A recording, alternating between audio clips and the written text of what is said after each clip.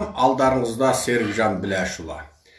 Әлемдегі саяси, финанстық, қаржылықтық шайқас үдеген үстіне үдей түсуде. Бұл қайшылықтың соңы немен аяқтайтыны қазірше белгісіз. Американың мемлекеттік бас хатшысы, біз айтқанда қорғаныс министрінің рөлін атқаратын, одан да қуатты функциясы артығырақ Майк Помпео.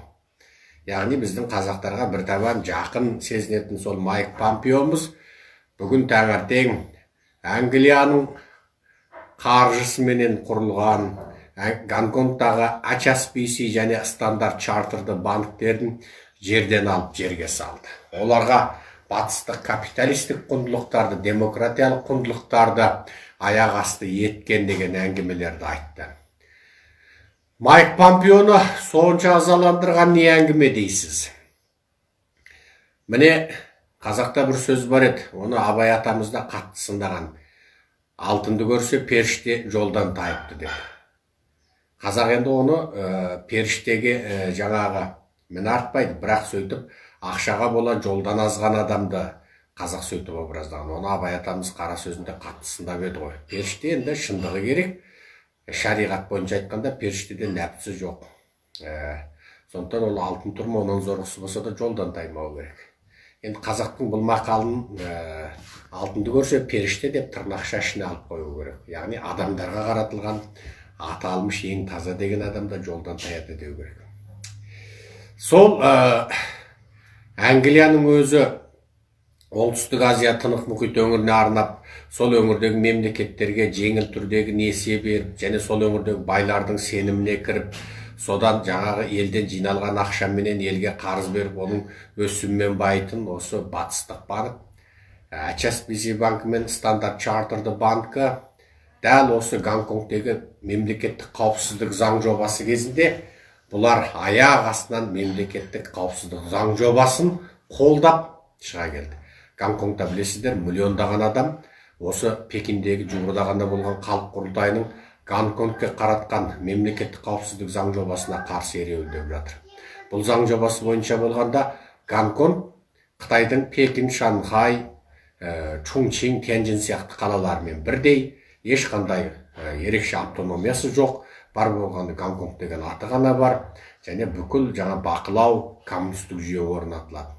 Ал Гонконг халқы демократиялық өмірден коммунистік фашистік өмірге қайтқысы келмейді. 1997 жылға дейін Ұлыбританияның басқаруында болған демократиялық өмірге, еркіндікке, баспасөз еркіндігіне, тіл еркіндігіне әбден үйренген Гонконг халқы енді коммунистердің барған сайын қысып келе жатқан мына қыспағына олар тек ереуілмен жауап беріп отыр. Енді осыған сол Гонконгтегі ең атақты екі банк бар, бірі Стандарт Чартерді, бірі осы HSBC. Бұл HSBC'ді бұрын жаңағы Шанхайдан Гонконгке қашқан миллионерлер ақшасын тыққан банк болатын. Хонконг Шанхай банк корпорейшн деп те бір түсі бар. Гонконгтың ақшасын қарасаңыз Стандарт Чартерді менен жаңағы HSBC'дің банктың жаңағы жазулары тұратын. Енді осы екі банкте өстіп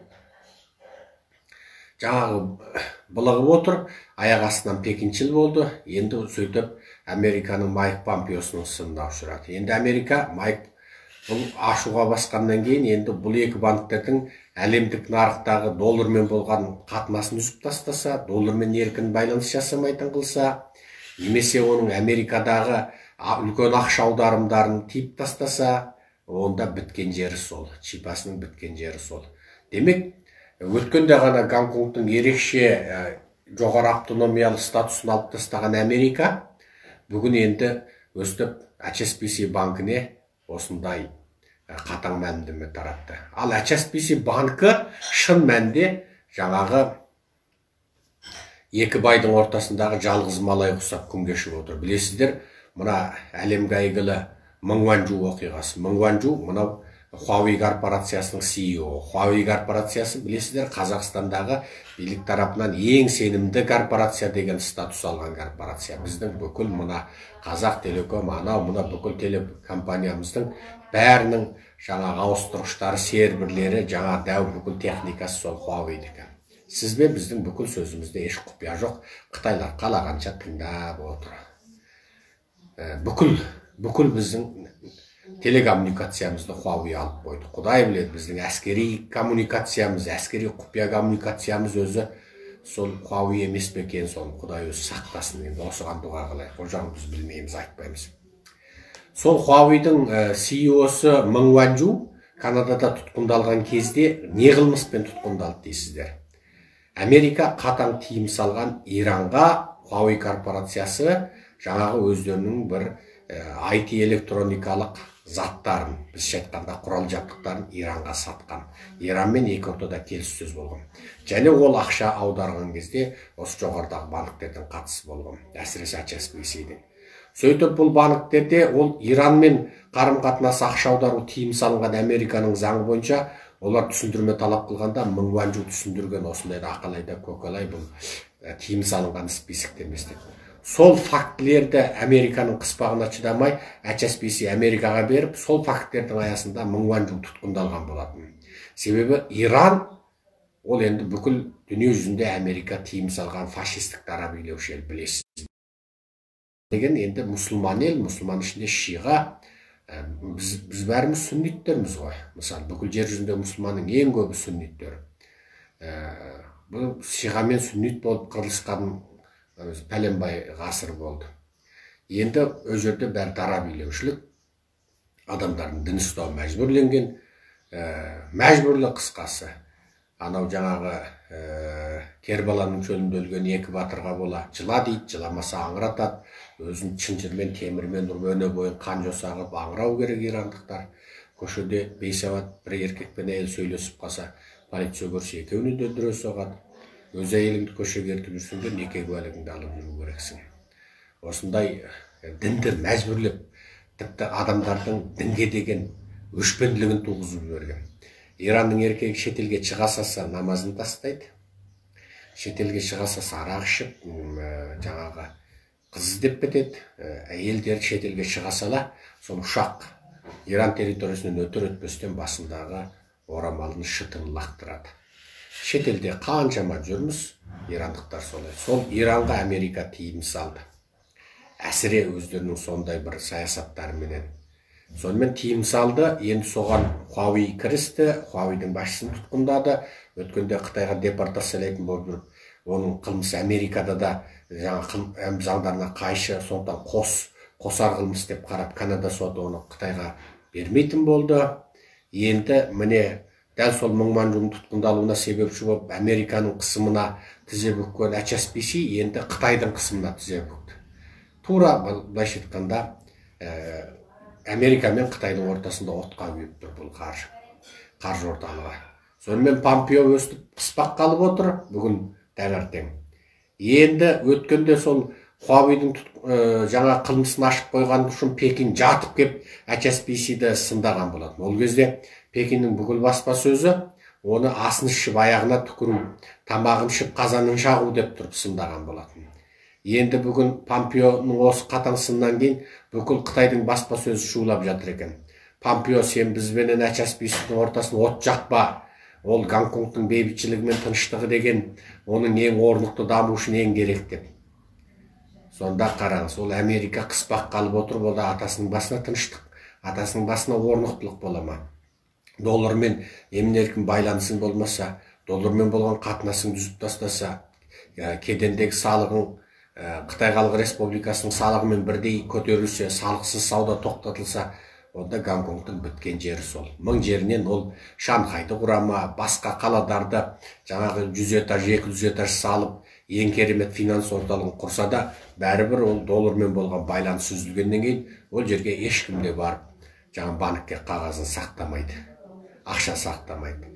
Және ол Гонконг деген теңіз су порты, ол терең порт. Мысалы, Шанхайда бәленбай 100 000 тонналық кемелер анау алыс теңізде тұрады да, оны жеңіл кемелер тауарын тасиды, тиесі де жеңіл кемелер апар. Ал Гонконгте бәленбай 100 000 тонна тікеден тіке портқа тіке келеді.